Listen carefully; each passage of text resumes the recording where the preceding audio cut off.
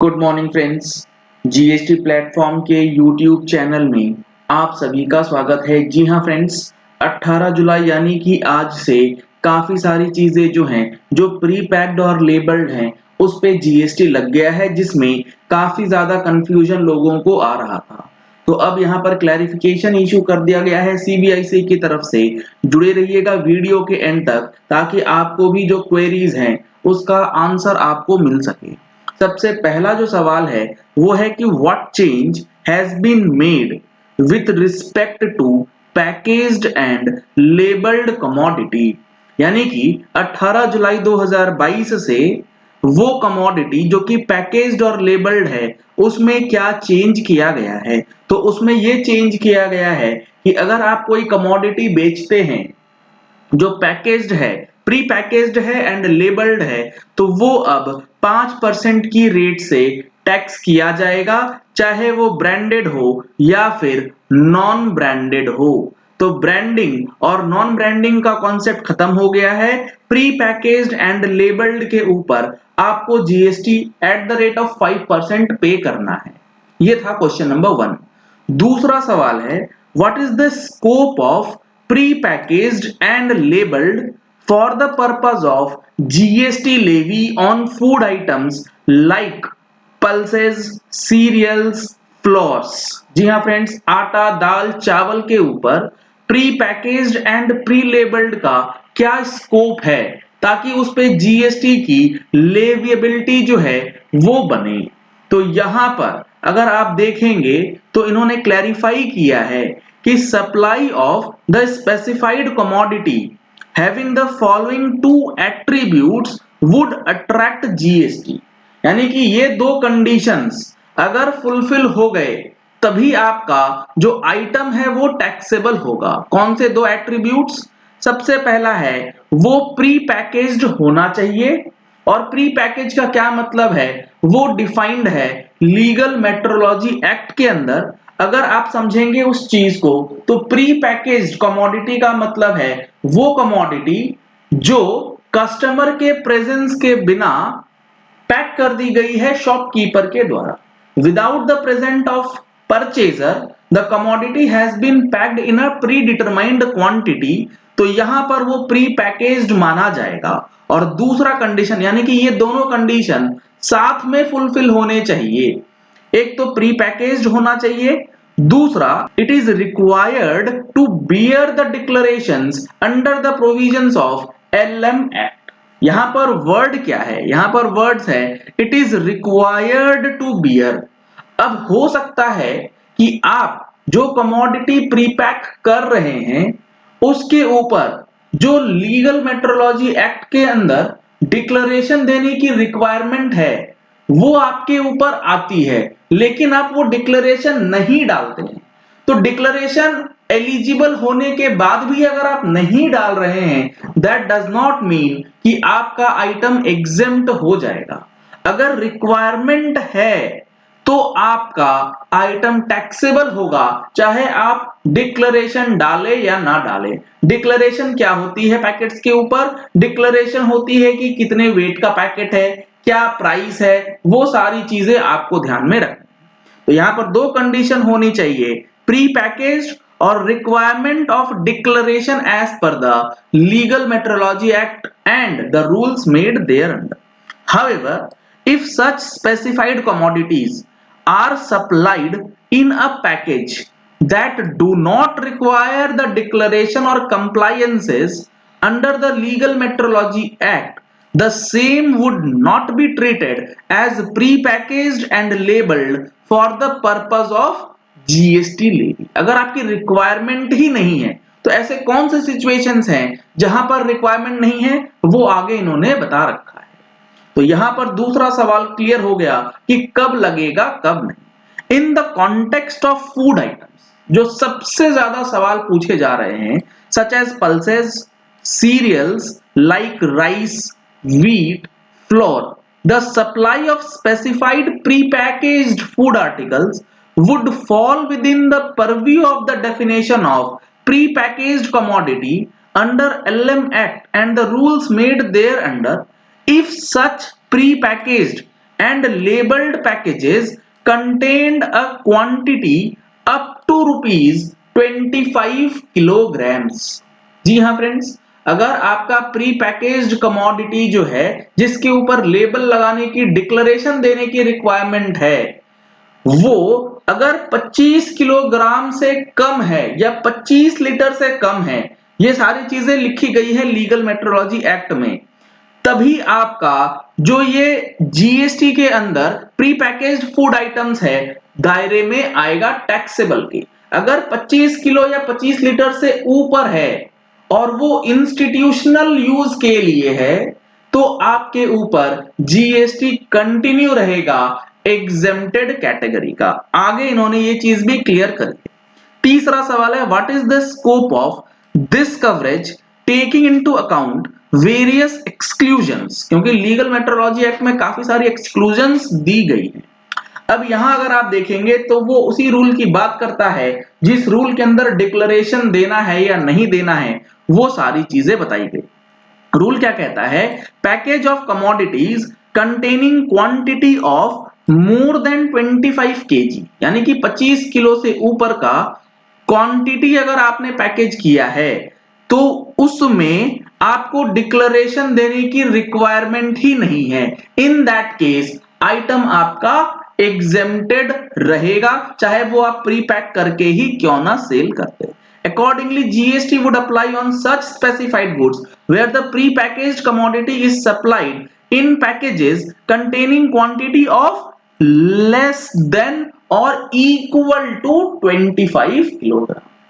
तो 25 किलोग्राम से कम या उसके बराबर ही होना चाहिए, तभी आपके ऊपर लाइबिलिटी जो है वो बनेगी। इलस्ट्रेशन भी दे रखा है इन्होंने कि सप्लाई ऑफ प्री पैक्ड आटा meant for retail sale to ultimate consumer of 25 kg shall be liable to GST. However, supply of a 30 kg pack thereof shall be exempt from levy of GST. जी हाँ friends, अगर 30 kilo का कोई packet है तो उस पे GST नहीं लगेगा अगर आपने वो माल बेचा है किसी इंस्टीट्यूशनल कंज्यूमर को या फिर किसी इंडस्ट्री को जो उसे यूज कर रहा है। तो यहां पर दूसरे और तीसरे सवाल के अंदर जो काफी लोगों को कंफ्यूजन था उसकी क्लैरिटी जो है वो यहां पर दे दी गई है। चौथा सवाल है whether GST would apply to a package that contains multiple retail pack. एक पैकेज है जिसके अंदर मल्टीपल रिटेल पैकेज है, for example a package containing 10 retail packs of flour of 10 KGs. एक डब्बा है उसके अंदर 10-10 किलो के 10 पैकेट रखे हुए हैं, तो यहां पर जीएसटी लगेगा या नहीं? यस, इस केस में लग जाएगा if several packages intended for retail sale to ultimate consumer. अगर वो अल्टीमेट कंज्यूमर को सेल करने के लिए है तो आपका जीएसटी उस पे लग जाएगा। सच package may be sold by a manufacturer through a distributor. These individual packs of 10 kg are meant for eventual sale to the retail customers. तो यहां पर उसका कोई मतलब नहीं है कि आपने 10-10 किलो के बना करके एक पैकेट में डाल दिया है जिसकी टोटल क्वांटिटी 25 किलो से ऊपर चली गई है तो वो एग्जम्प्ट नहीं होगा, वो टैक्सेबल हो जाएगा। However, a package of say rice containing 50 kilogram would not be considered as a pre-packaged and labeled commodity for the purpose of GST levy even if rules of legal metrology mandates certain declaration। तो simple सी चीज है, दोनों condition साथ में अगर fulfil होते हैं कि आपने प्री पैकेज कर रखा है और वो 25 किलो से कम है तभी आपका लाइबिलिटी बनेगा जीएसटी के अंदर। At what stage would GST apply on such supplies, that is whether GST would apply on specified goods sold by the manufacturer or the producer to a wholesale dealer who subsequently sells it to the reseller. अगर wholesale package के अंदर सामान की supply होती है, goods की supply होती है, उस सिचुएशन में जीएसटी कैसे लगेगा? GST would apply whenever a supply of such goods is made by any person।